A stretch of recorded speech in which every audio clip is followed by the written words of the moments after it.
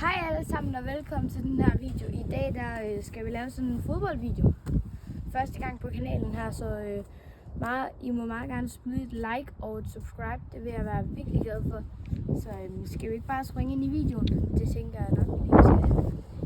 Jeg starter altså med at skyde her, så lad os se hvordan det går. Er det ikke bare herfra? Tænker jeg. Det er ikke så godt. Vi prøver lige igen. Og nu er det Elias tur.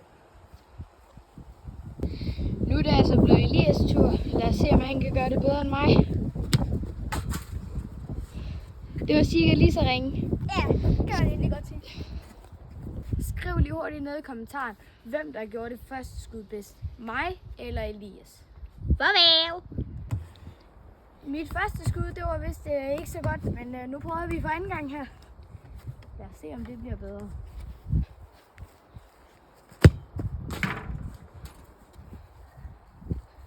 Det var vist heller ikke særlig godt. Jeg tænker bare, at vi hopper videre til Elias. Så er det Elias' tur igen. Lad os se, om han kan gøre det bedre end sidst. Det var i hvert fald bedre end sidst. Men der var ikke så meget. Vi hopper lige videre til, hvor det er, vi kan bedømme. Lige om lidt.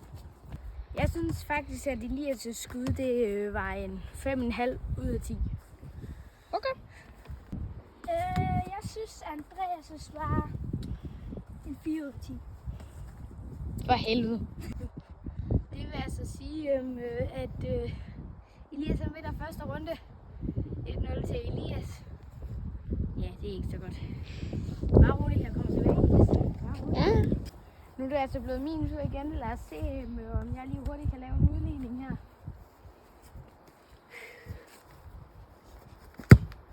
Nej!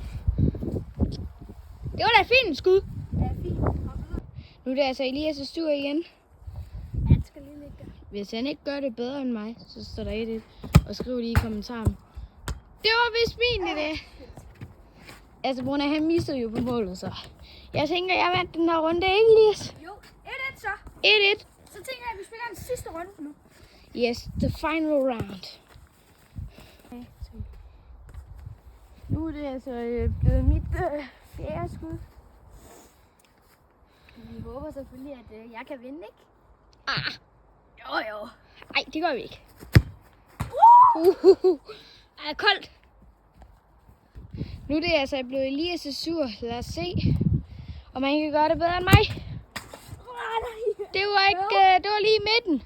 Men Elias, du har jo stadigvæk en chance for at lave en udligning. Ja. Hvis kommentaren, de skriver, at dit mål det var bedre end mit første gang, så skriv lige i kommentaren, hvem lavede det første mål bedst. Det vil vi rigtig gerne. Mit, fordi selvom det ikke var, men ja, bare lige sige det. Nej.